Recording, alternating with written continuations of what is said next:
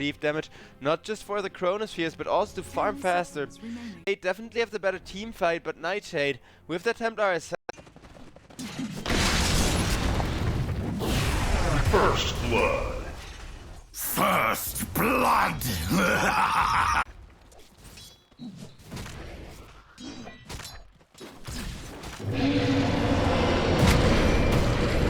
First blood.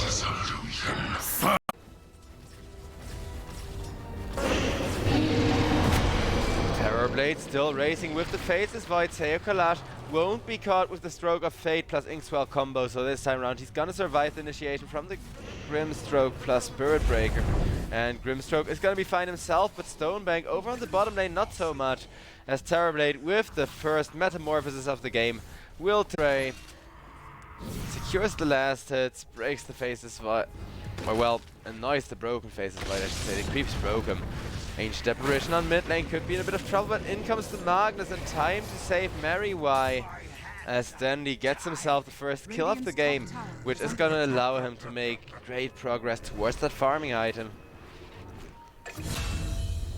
Templar Assassin manages to get away mid tier 1 tower, because DENDI, he's just been a nuisance, recovering time and time again from mini-orc, making his life difficult, and ooh, DENDI cancelled the skewer to get Templar Assassin stuck exactly under the tower. Where is under attack. Radiant structures are fortified. Faceless Void gets hacked up over on the top lane. Out comes a great tombstone from the Undying though, which Faceless Void has to answer. Will be able to do so, as now the Faceless Void manages to get a lot of damage in on Gat City's Undying. Gat City will have been killed off as Bait take back the lead. Dire's bottom tower.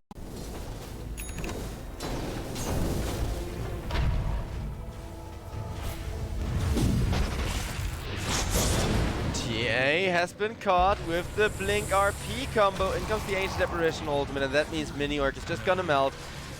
Grimstroke wants to get at least one return kill for that. Can't get it though, thanks to the Spirit Breaker perfectly chain stunning him. He will walk into the finger as Kisko gets one return kill for that, but in comes a two-man skewer, not really necessary as the Chronosphere already drops on top of both of them, but Bait, they say no kill like overkill, because it's definitely still not a must-have item, especially after the nerf. Over on top lane, Codex on the Bristleback will get caught, surrounded by 3 people with the slow from the Faceless Void and a silence. They even throw down the Chronosphere just to kill him off cleanly. But low skill, yeah, like I said, whenever he has that Chronosphere, he has to use it to get a kill. They will get a huge Bristleback kill, so that means one of the 2 heroes who are about to be really scary does have herself a Blink Dagger, so Mini-Orc can go hunting supports. Doesn't really have the damage to kill, of course, though, without a Desolator. And DENDI has a double damage rune, but got caught, got locked in a corner, with Mini-Orc barely not getting reverse polarity. DENDI just can't quite catch it. Oh my god. The Ancient Apparition ultimate missing 2 now, as Ancient Apparition will be killed off. So will the Lion. Now, however, low skill comes in on the Faces Void for cleanup. Will catch Gat City as Mini-Orc. No more refractions with that Inkswell and Faces Void. Getting a couple of lucky bashes. Manta style going. Got a better jungle item as well. Over on top, Bristleback tries to get some quill sprays going on top of Stonebank. Stonebank with the status resistance not only will get rid of the quills during one long stun, but also has enough damage to bring down the Bristleback with the Faceless Void and the Grimstroke by his side.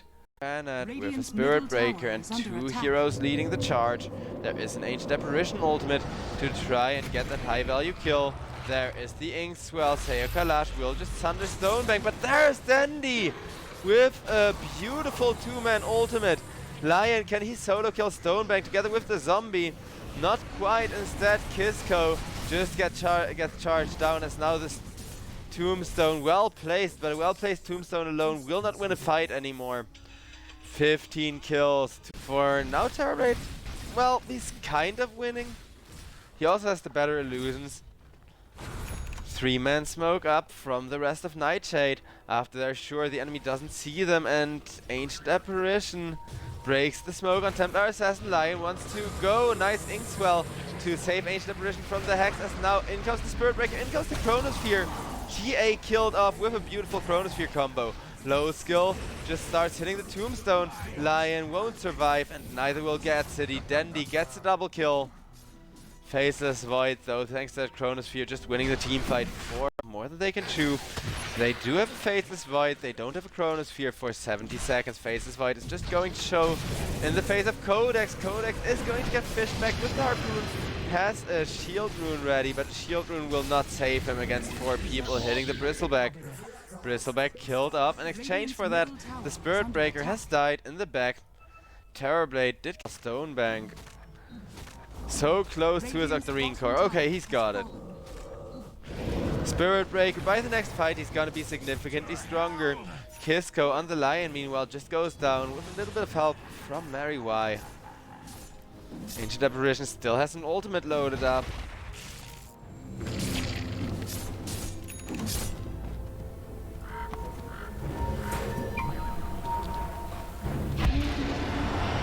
Undying, isolated, will get charged with that Inkswell on top of the Spirit Breaker, so he doesn't even need the ultimate, which Stonebank also has ready. And now with that Octarine Core on a... He also took this cooldown talent for Bulldoze to have that on 10 seconds. And Terrorblade, he will be fished by a Harpoon. In comes the Ancient Apparition ult to prevent any kind of Thunder shenanigans. And down goes Seo Kalash. No more creep waves being cut, no more D-push now. And Nightshade, they finally got the Desolator, but it looks like Mini-Orc, despite usually playing a really sick TA, he kind of missed his timing here against the legendary DENDI, who on the Magnus will make another kill happen his way. 5-1. Thanks to that Harpoon. He is going to end up right-clicking for a crap ton of damage thanks to that. And power as well. Only a one-man RP, but it will lock down the Lion as Bristleback. The next one locked down, not quite in the Ancient Apparition ultimate. He just barely managed to sidestep that. He is going to hunt the Spirit Breaker. And the Chronosphere, it doesn't hit on anybody, but it does its job of preventing Codex from going back into the base. So I guess low skill, he just throws that without fear, knowing full well if they kill the Bristleback, it's more than enough. This mid tier 2 tower isn't quite dead yet, but one more hit from the Catapult or the Void Illusion is gonna do the trick. Terrorblade, he just wants to chase before that Ancient Apparition. Ancient Apparition gets one shot with the finger and the Templar Melt Strike. That's like a right click from core. Dire's bottom tower is under attack. Speaking of right clicks from a core, Spirit Breaker, hit after hit after hit. He is going to lock down Kisko with the bashes. Thanks to that late hand of Midas, he's now attacking really fast, while Mini-Orc also just gets charged down, and ever since the Midas, Spirit Breaker has just been getting so rich. He can make such a strong illusion from such a long range. Well, over on the bottom lane, DENDI with the blink, and now the RP catches not just a Lion to start things, but also GAT-City and Mini-Orc, as now the Tombstone will be killed off.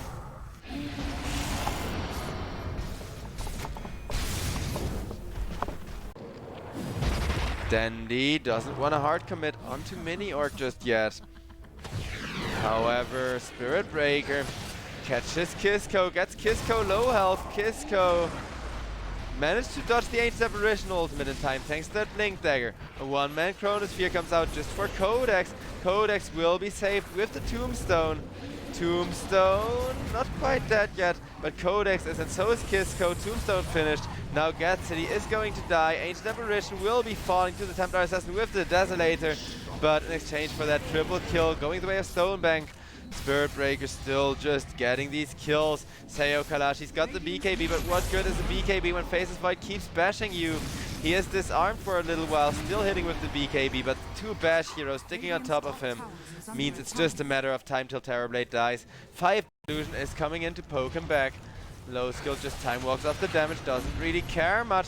Wants to run in, gets silenced, has to run out again as he was looking for a big Chronosphere. But then he says, not to worry friend, I got you. We'll just skewer him back and kill him. There's the 3-man Chrono. GG. Good game, well played. Ancient Apparition gets a double kill with a beautiful 3-man ultimate. The last one alive is the Terrorblade, who's just trying to cut creep waves, who's just trying to split push all the lanes at once. Come into the mid lane to try and end this game, and it will be ended before Templar Assassin and Bristleback can respawn. Good games. To hit catch, the easier to initiate team.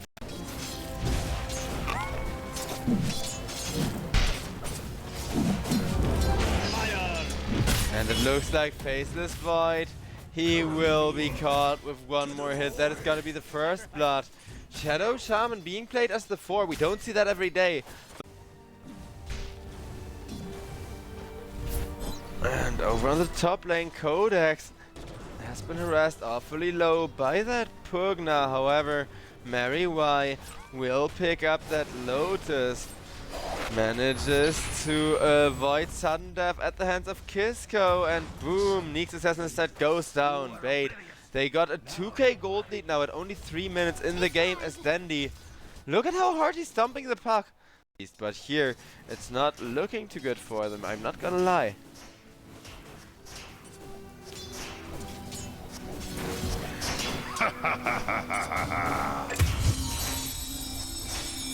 And over on the bottom lane has been killed off. And while that Enchantress falls to a double edge on top lane, Mary Y goes down with a Sunstrike. In the meanwhile, just restoring up as much mana as possible. While DENDI, he hasn't yet skilled the second point in the Exort. I think he may. We see Invokers do that sometimes. Naga Siren dodges the Impale from the Neeks Assassin, and by avoiding the damage from the Neeks, may even be able to kill off Codex. DENDI will be killing off Codex actually from the Invoker with a very good snipe there.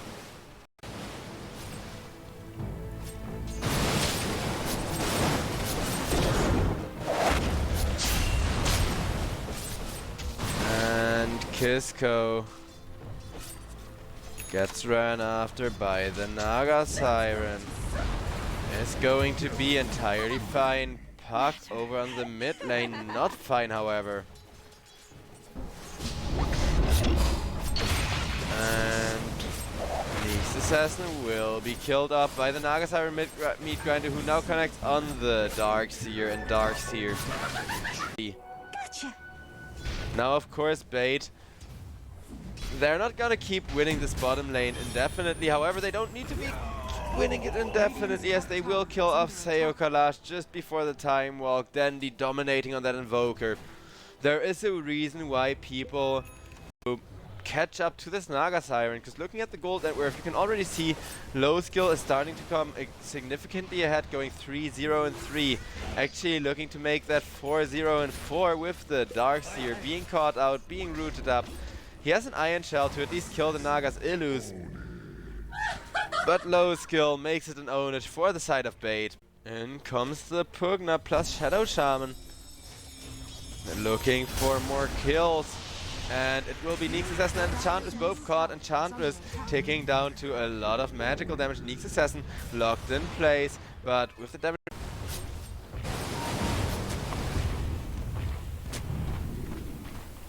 Radiant's bottom tower is under attack.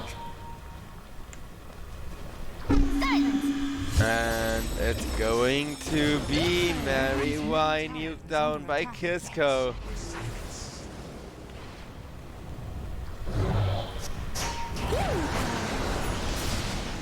And Invoker will be caught with a nice Chronosphere. That's the first Chronosphere of the game, coming in on top of DENDI, giving 1000 gold right back to... Radiant's bottom tower is under attack. Illusion! Dire's structures are fortified. Puck gets grabbed by the Shadow Shaman, and in comes the Naga Siren to finish the kill. However, they are on top lane, neglecting the Pugna, who will be ran after by 2 heroes with 2 Iron Shells.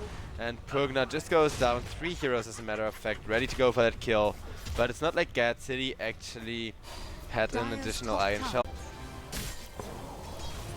Come on, sprites! INVOKER, however, wants to catch Gat City. Gat City locked down, and right in that Sunstrike he goes. Nothing he can do to get away from them as Shadow Shaman goes for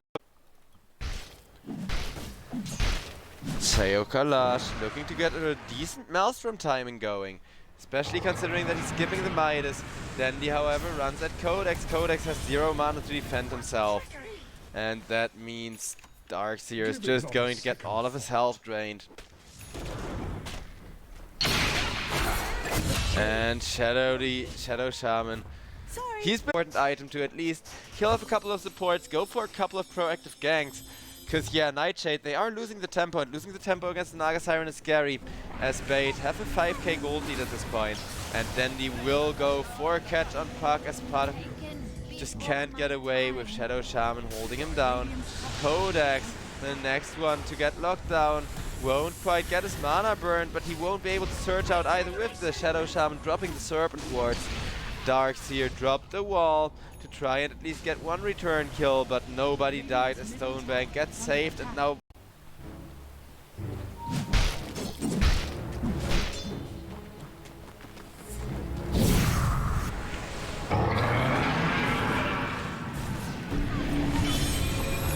and well, they will catch the Naga Siren with Dream Coil. In comes the follow-up Chronosphere, as Enchantress has now died, though. It may not be the setup that Nightshade thought it was. Mini Orc, low health, but still brawling it up against everybody. Will now jaunt back to his orb, but Centaur Warrunner catches Mini Orc. Mini Orc is dead. Naga Siren almost dead, but gets healed once again by the Pugna. Neek's Assassin gets killed off by low skill as well, and Darkseer over on the bottom lane. Not long for this world as the Naga Siren illusions just chopping him down. The forest cloaks me.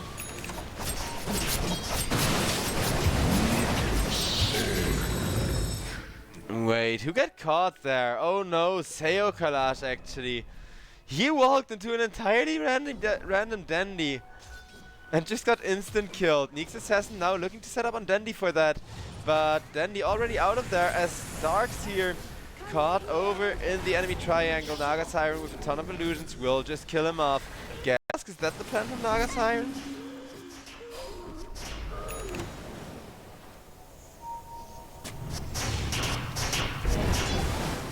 Dire's middle tower is under attack.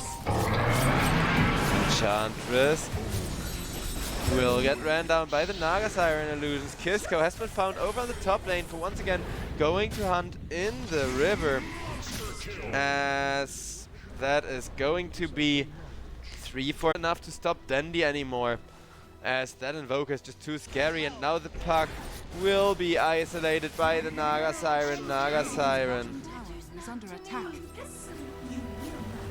he's mostly there to hold people down after his team have already done the initiating. Now speaking of initiating, out comes the Stampede, catching up to Kisko. Kisko will be slowed, will be locked down by the Naga Siren. Naga Siren grinds down some creeps over on the mid lane with Naga Siren still just looking to push out towers.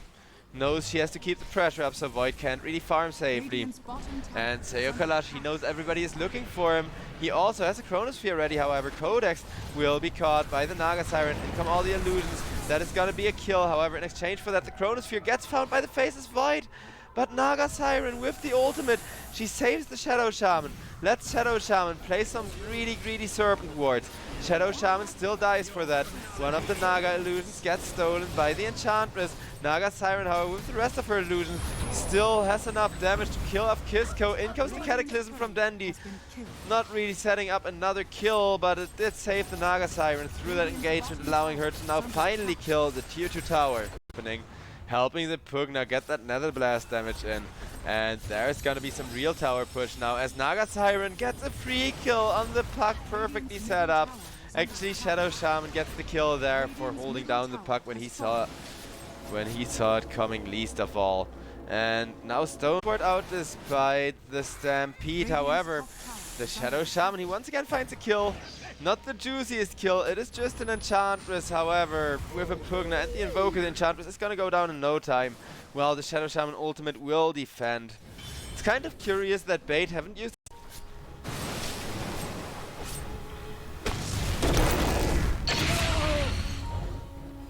Kisco gets killed off. Kisco gets a kill on the Shadow Shaman, but will get killed off for doing so by the Naga Siren, so it's just a support for support trade. Over on the top lane, Naga Siren finally decides, okay, it's time for a tier 3 push, and does so without all of her team to back her up.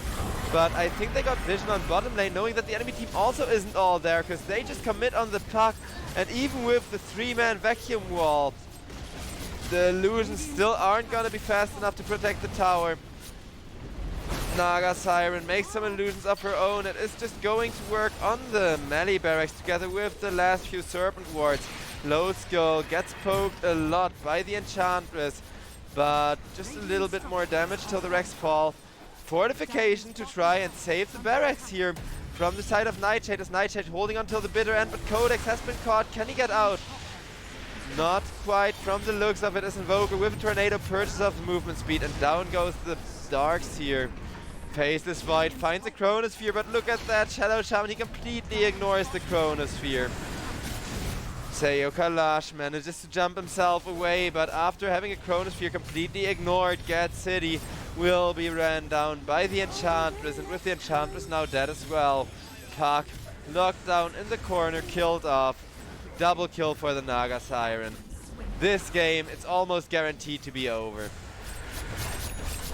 Bait, if this game would have been 10 minutes longer, they would have lost. If the fact to end this series in a quick 2-0 for the side of Bait. Nyx Assassin behind the enemy team looking to set up. Instead the Nyx Assassin gets seen. Out comes the Stampede as well, just to make sure people die for good measure. Centaur War Runner jumps forward. Follow-up Tornado on the Darks here, who has already dropped that wall, so there isn't really that much that Codex can do. Enough Rex exposed. Shadow Shaman ultimate finally committed to fully pushing. Faceless Void still wants to go, but with that Bloodthorn, there's nothing he can really do. In comes the double Cataclysm from DENDI, who just wants to press the fancy red button one time before this game is over. And good game, well played, gets called by Codex as NIGHTSHADE Esports. They are now on their way to being the bottom team of the tournament, if Eurythmia aren't going to throw any harder.